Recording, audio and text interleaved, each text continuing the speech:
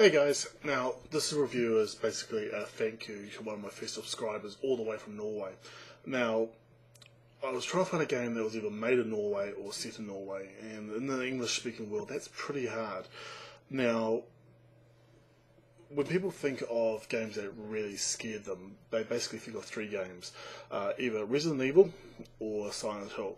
Or if you're a little bit older like I am, you usually do remember the original Alone in the Dark series. But the first game that really scared me was actually a game called Don't Go Alone. This was actually released all the way back in the days of the IBM XT, and I remember it quite well because I had to actually upgrade my RAM from 512 to 640 kilobytes. Yeah, don't laugh guys, it actually cost more than the 6 gigabytes of RAM I currently have in my i7. Now, for its time, it had a great atmosphere and brilliant EGA graphics, and also had a great little idea with its healthy out of fear meter, but that wasn't the game that really scared me totally, and that wasn't until much later. The game that really did scare me was a game called Clock Tower. Now, all the way back in '97, I was just in my first year of university, living in the college dorms, and basically I was pretty lucky. I had a VCR, and on the weekends I did have free, which wasn't very numerous. I swapped the VCR for a Super Nintendo that somebody else in the dorm had. Now, I'll be honest, most of my time was spent playing Mario, but he also had a game which was kind of funny. I'd never heard of it before, and it was on a real funny cartridge, which to this day makes me believe that it was actually a bootleg. The game was called Clock Tower, and this game was never actually released in English, so that could be the reason why it was on a funny shaped cartridge. Now, when I thought originally a point and click game on Nintendo, I basically discounted it, because if I wanted to play point and click I would just go fire up Monkey Island. And then after a while I came back to it, and I was so glad I did, because it actually turned out to be one of my favourite games I've ever played.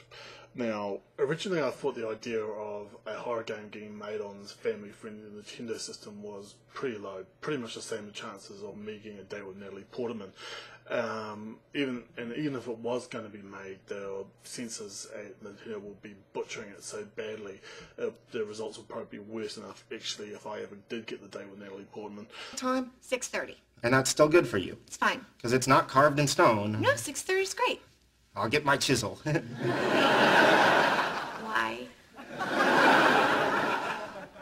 To carve the... Okay, I'll see you 6:30.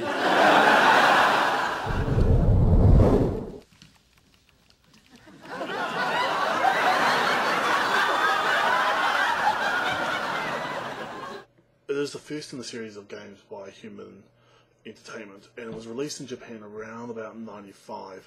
It was a pretty unique game for the Super Nintendo, because one, it was actually set in Europe and made by a Japanese company, and two, it used a really interesting point and click interface which was simplified for the control pad of the Super Nintendo. Now, the game is based around a bunch of orphans in Norway who are adopted in September '95, which is funny enough when the game was actually released. Now, they're adopted by a wealthy recluse named Mr. Burrows, who lives in a mansion called the Clock Tower, which has been named after its most predominant feature. But within minutes of their arrival, one of their friends is dead and the others are missing, and a crazy kid with a giant pair of scissors is chasing your character, Jennifer, all over the house. Now, as I said, this game is a point and click adventure, and originally I didn't think it was going to work within the Super Nintendo controller, but it does work.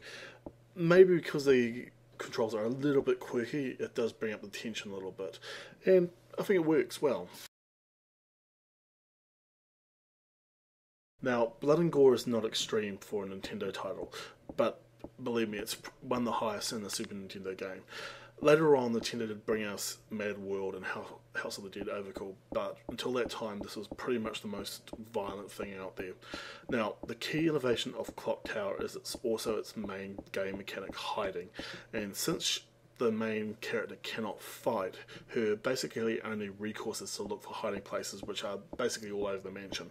Now, basically when she finds one of these areas, the player must wait till Bobby slowly inspects the area, and if Bobby does find her, he can kill the main character pretty easy. Now, if she's successful in hiding from Bobby, her hiding spot is not safe to use in the future. But don't worry, there's plenty of places to hide out from the psychopath. Now, the mechanic is really effective in making the feeling of tension and terror, and believe me, it makes Clock Tower one of the few frightening games out there for the Super Nintendo, or any console out there. Now, the story has more twists than I can really put in this review, but believe me, the actual plot is pretty good. You never are confused what's going on, but you got to remember that point and click games are usually really good in the story. Now, the game has 9 separate endings, and Clock Tower was one of the first games to actually give the game this chance of multiple endings. Now, each branch of the story is pretty similar, but the puzzles do change around a little bit, and the plot events unfold slightly differently each time. Now, in this series, there is no one's safe, and believe me, anybody can get killed off depending on how you play. And like a good old-fashioned slasher movie, they're pretty violent.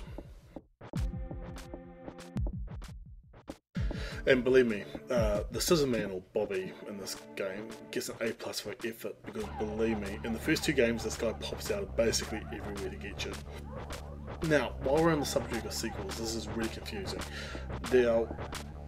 There's actually 2 Clock Towers. Now, the original Clock Tower on the Super Nintendo is actually Clock Tower 1. Now, Clock Tower on the PlayStation 1 is actually it should be called Clock Tower 2, and it's a direct sequel of this game. Now, Clock Tower 2, The Struggle Within, is actually Clock Tower 3, and totally separated from the story. Now, Tower 3 on the PS2 should have been called Clock Tower 4, so hopefully that clears up all the problems that the game is having out there. Now, don't be worried if you've never heard of these games in New Zealand or anywhere else. The Super Nintendo game came out pretty much at the end of its console life and nobody played it. The first PlayStation 1 game was basically overshadowed by Final Fantasy VII and Resident Evil, and again, nobody played it. Clock Tower 2 wasn't that great, so they tried something different, and unfortunately it really did fail. I'm not sure if it was released in the PAL format, but this is the only game of the series I truly haven't played. Now, Part 3 was much better, but it just didn't have the same terror as the first 2 games. So, for my recommendation is, if you can find them, play the first 2 games. Now, although Part 2 has definitely got the more violence and definitely the most gore, it has got some quirks with it. First up, Jennifer's love interest in Part 2 is actually 26 years old, which is not bad, but you got to remember Jennifer in Part 2 is only 15, so there's definitely a bit of jailbait in there as well. And oh, by the way, Clock Tower 2 has got some of the worst voice acting of any game out there, which may be scary for some people.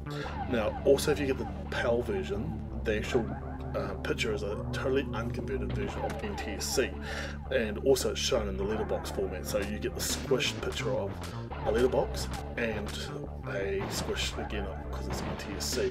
So if you're looking at it on a normal TV, not widescreen, it can get pretty hard to see what's going on. Now, also the game had very much a spiritual successor in Haunting Grounds, the PlayStation 2 games, and this is actually probably my recommendation. If you can get a copy of this game, definitely do, because it's dirt cheap. I think my one cost me $29, and that was about 2 years ago, so you can get it even cheaper secondhand now, and it's definitely the easiest one to find out of the whole group, because the old games are getting pretty rare.